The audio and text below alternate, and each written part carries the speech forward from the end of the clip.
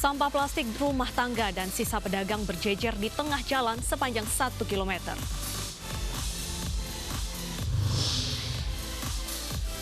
Di tengah perayaan Idul Fitri, sejumlah daerah dilanda banjir.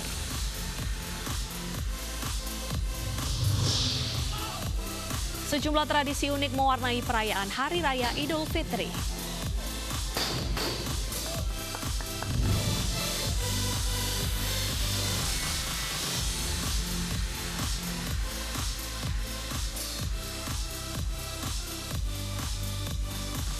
Halo, selamat siang pemirsa, apa kabar Anda hari ini? iNews Siang kembali hadir memperbarui informasi Anda di hari kedua Hari Raya Idul Fitri. Bersama saya Bernardita Ginting, pemirsa, kita hadirkan sejumlah informasi selama 1,5 jam ke depan. Dan inilah iNews Siang selengkapnya.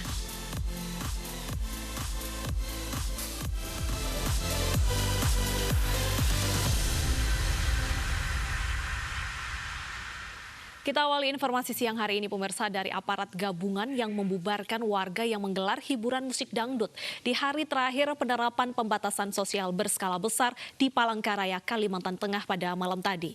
Petugas memperingatkan warga tentang bahaya corona dan juga memberikan peringatan ke penyelenggara acara.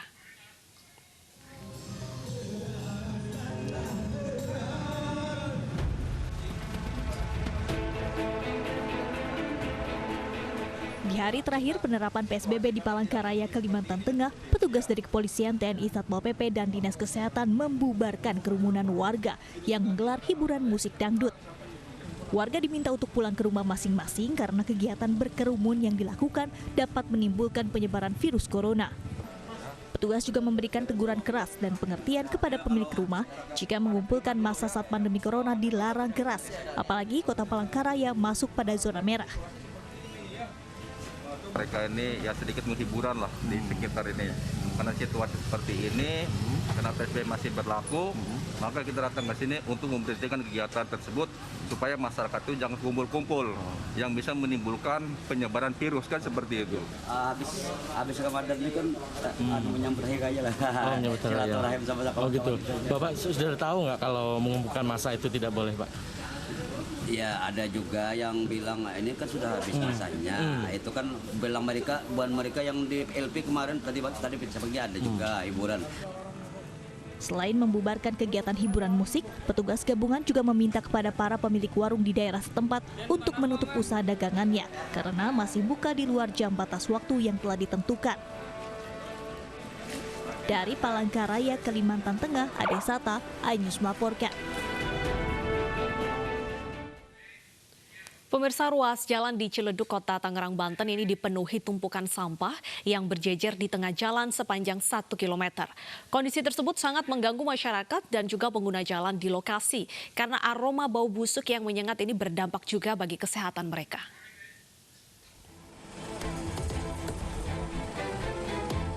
Di Hari Raya Idul Fitri, warga yang melintas di Jalan Raden Fatah, Parung Serap, Ciledug, Kota Tangerang, Banten disuguhi pemandangan tumpukan sampah plastik, pedagang, dan rumah tangga yang berjejer di tengah jalan sepanjang 1 km.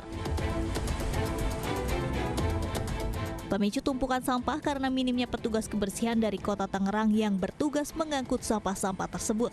Faktor lainnya karena rendahnya kesadaran masyarakat menjaga kebersihan lingkungan. Sampah-sampah di panjang jalan ini emang tiap hari begini, Mas? Ya, tiap hari, pokoknya kita jam 1, jam 12 sudah pada ngumpul semua. Ini nggak diangkut-angkut, Mas, dari pemerintah? Ini biasanya diangkut, Mas, gara-gara lebaran ini libur kali orangnya. Panjang banget, Mas.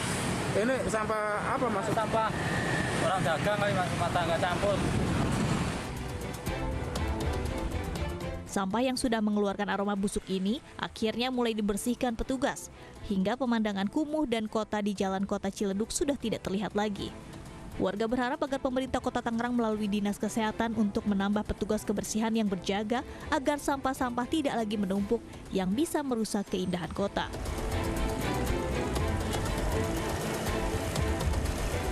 Dari Tangerang, Banten, Sukron, iNews melaporkan. Banjir merendam pemukiman warga di sejumlah daerah, yaitu di Samarinda, Kalimantan Timur. Ratusan warga merayakan Idul Fitri di pengungsian karena rumah mereka terendam air setinggi 1 meter. Banjir juga merendam pemukiman warga di Wajo dan Luwu, Sulawesi Selatan dengan ketinggian 1 meter.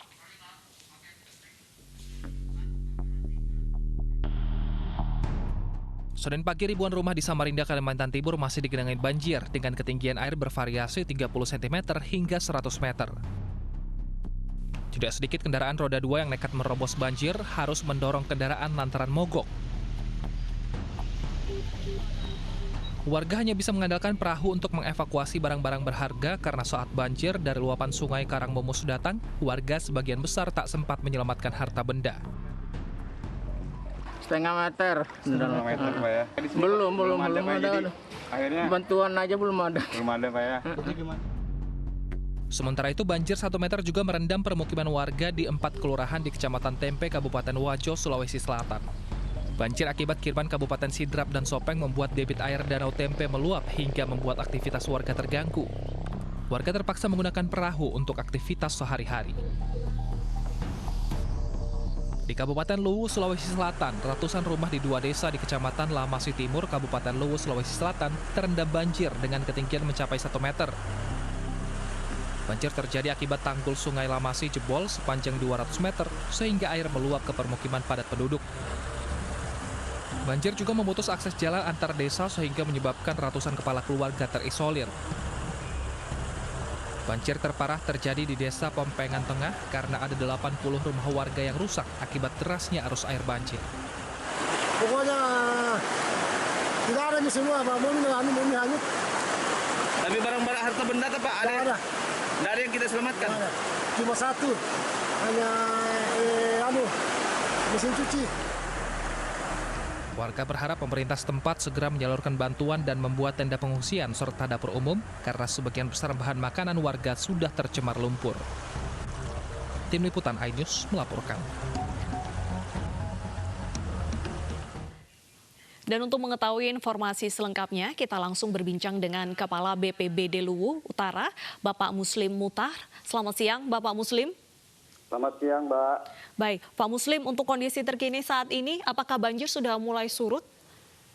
Alhamdulillah, sampai hari ini sudah ada beberapa desa yang surut. Sebagai bahan informasi, Mbak, bahwa Luwu Utara pada tanggal 14 Mei yang lalu terjadi banjir bandang, yang merendam 1 kecamatan terdiri dari 3 desa dan 2 kelurahan.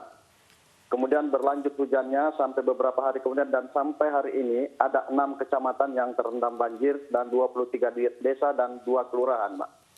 Baik, untuk penyebab dari banjir bandang ini sendiri, apakah curah hujan yang cukup tinggi atau memang ada kerusakan pada tanggul, Pak? Baik.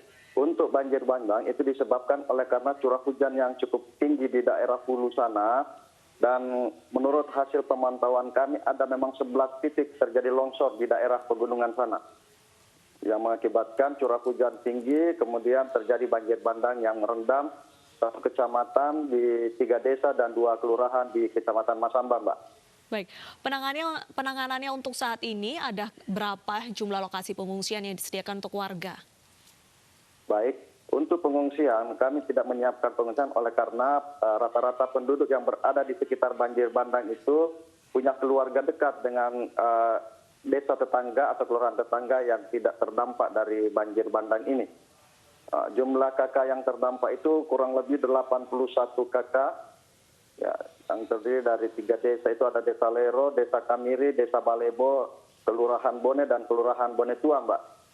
Baik. Diperkirakan kerusakan itu kita sudah mengasesmennya kurang lebih 10 miliar. Merusak beberapa fasilitas umum dan bahkan ada 1 fasilitas pariwisata ya, yang hancur total akibat terpaan banjir bandang beberapa hari yang lalu, Mbak. Baik, apa saja yang sudah dilakukan oleh pihak BPBD ataupun juga pemerintah setempat untuk mengantisipasi adanya longsor seperti tadi? Apakah juga melakukan pembetulan terhadap tanggul-tanggul sehingga tidak terjadi banjir bandang lagi ke depannya? Siap. Kami bekerjasama dengan dinas terkait antara lain PUPR itu untuk melakukan asesmen ke lapangan dan kepada warga masyarakat tetap kita himbau untuk tidak melakukan aktivitas di beberapa tempat yang saya sebutkan tadi, dan kemudian kami telah melakukan pemberian bantuan logistik kepada penduduk yang berdampak. Sebagai bahan tambahan bahwa ada beberapa rumah yang hanyut, 2 rumah yang hanyut total, kemudian beberapa pemukiman warga yang sampai saat ini masih terendam banjir, Mbak. Baik, bagaimana upaya menerapkan protokol kesehatan Pak di tengah banjir bandang saat ini? Nah ini dia. Yang namanya juga banjir, Mbak, kami sudah tidak lagi mampu untuk melakukan protokol kesehatan. Namun demikian, di pasca banjir itu, pasca kejadiannya kami tetap melakukan protokol kesehatan tentang social distancing dan tetap memakai masker, Mbak. Baik, berarti tidak diterapkan social distancing ya Pak ya untuk menangani ini. Baik. Kalau untuk pemberian bantuan, kami sudah mendirikan bantuan dapur umum. Dan pada saat pembagian itu kita tetap menerapkan yang namanya physical distancing.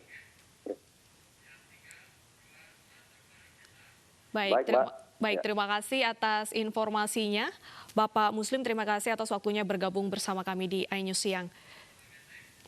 Kita ke informasi lainnya pemirsa. Kita tentu tidak mengharapkan bencana terjadi, apalagi di tengah pandemi seperti ini. Tapi bagi Anda yang tinggal di daerah rawan bencana, tidak perlu khawatir dan tetaplah tenang. Berikut kami rangkum sejumlah panduan siap siaga di saat pandemi.